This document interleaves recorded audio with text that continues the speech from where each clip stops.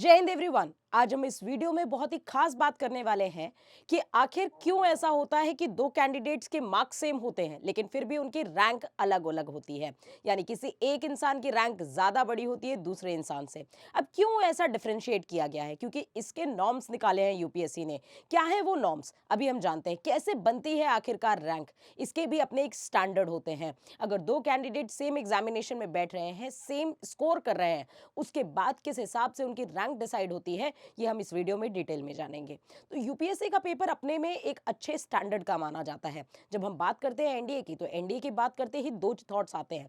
ना केवल एकेडमिक आपका स्ट्रांग होना चाहिए, बल्कि आपकी पर्सनालिटी और आपका जो मेंटल और फिजिकल लेवल है वो भी अच्छे खासे लेवल पे मेंटेन्ड होना चाहिए।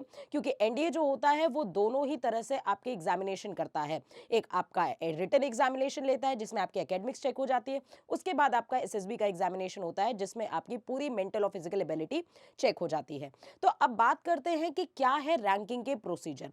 तो सबसे पहली बात, यूपीएससी ने टाई ब्रेकिंग रूल में किया बड़ा बदलाव। क्या है ये टाई ब्रेकिंग रूल में बड़ा बदलाव, इसको हम डिटेल में आज समझते हैं। तो सबसे पहली चीज तो हम ये देख लेते हैं नंबर ऑफ वैकेंसीज कैसे हैं।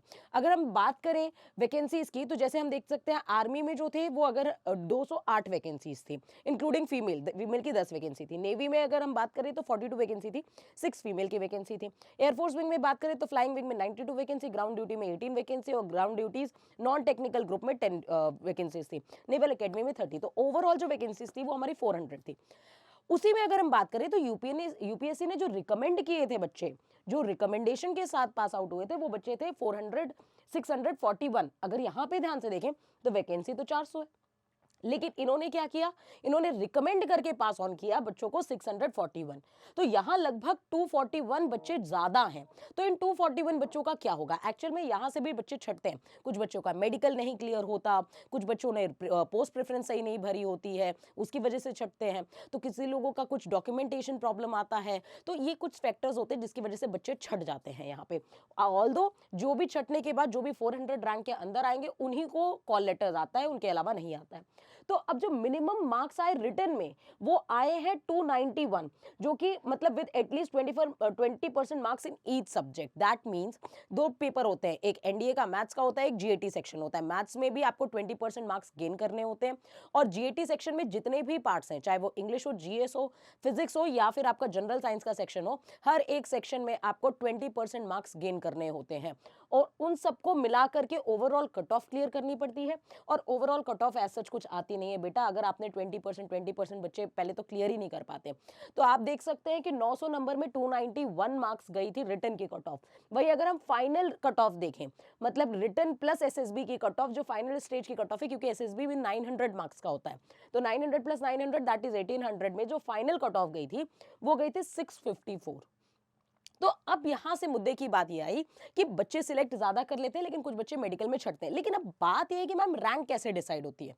लेट्स सपोज अगर दो लोग हैं, अगर उन दो लोगों की मार्क्स सेम है, तो उन दो लोगों के मार्क्स सेम होने के बाद हम कैसे डिफाइन कर देते हैं कि कोई बंदा 10th पोजीशन में आएगा या कोई बच्चा 11th पोजीशन में आएगा? किस बेसिस पे ये डिफाइन होता है? आइए कुछ एग्जांपल्स देखते हैं। तो सबसे पहले हम उन नॉर्म्स को समझ लेते हैं। नॉर्म से पहले मैं कुछ आपको एक एग्जांपल दिखा देती हूँ। जैसे अगर आप यहाँ पे ध्यान से देखें तो 10th पोजीशन और 11th पोजीशन को आप देखेंगे तो भाविका है और निखिल कुमार मिश्रा है। दोनों के जो ओवरऑल मार्क्स हैं वो 905 और 905 है। तो सबसे पहले देखा जाता है ओवरऑल मार्क्स। अगर ओवरऑल मार्क्स दोनों के बराबर हो जाएं, उसके बाद देखी जाती है सीनियरिटी। यानी जो ज्यादा सीनियर होगा उसकी रैंक ऊपर आएगी और जो जूनियर होगा उसकी रैंक नीचे आएगी। अब इन दोनों के केसेस में वही हुआ, भाविका और निखिल के केस में भाविका की एज ज्यादा थी और निखिल की एज कम थी, इसलिए भाविका को प्रायोरिटी ऊपर दी गई है और निखिल की रैंक नीचे आई है। वही अगर इन केसेस में हम बात करें, इन केसेस को अगर देखेंगे, अभिनव और अर्नव, अभिनव और अर्नव के केस में आप देखेंगे तो मार्क्स तो सेम है, 889 और 889। अब सवाल आता है कि मैम अगर एज भी सेम है, दोनों 17-17 के निकले, दोनों की एज सेम है, तब फिर हम क्या करेंगे? मार्क्स भी सेम, एज भी सेम। तो फिर हम देखेंगे कि रिटन में मार्क्स किसके ज्यादा हैं। जिसके रिटन में मार्क्स ज्यादा होते हैं उसको ज्यादा बड़ी रैंक मिलती है। रैंक का मतलब ऐसा सच नहीं कि प्रमोशन में जाते ही लेफ्टिनेंट नहीं सीधा कैप्टन बन गया, ऐसा कुछ नहीं होता, ठीक है। रैंक का मतलब यह है कि ये जो लिस्ट आती है इसमें रैंक उनको क्या मिलेगी।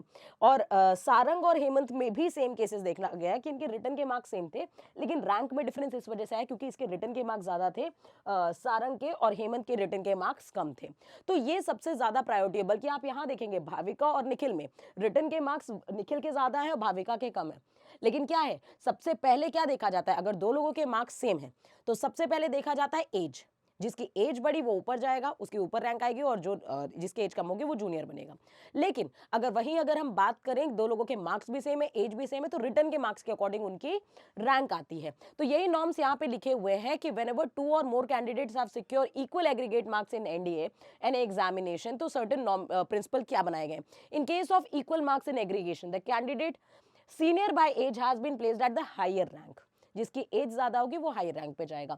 इन case of candidate having same age, और अगर सेम एज भी हो गई, the candidate getting more marks in the written examination has been placed at the higher rank. जिसकी रिटन के मार्क्स ज्यादा होंगे उसकी हायर रैंक होगी। तो आई होप ये क्लियर हो गया होगा। तो देखो, बेसिकली एनडीए का पेपर क्लियर करना टफ नहीं है, इस बात को दिमाग में बैठाओ। आपको दो तरीके से अपनी प्रिपरेशन करानी है, एक अपनी पर्सनालिटी पे भी ध्यान देना है और एक अपने रिटन एग्जामिनेशन पे भी ध्यान देना है। तो रिटन एग्जामिनेशन पे अच्छे से फोकस करके लग जाओ बेटा।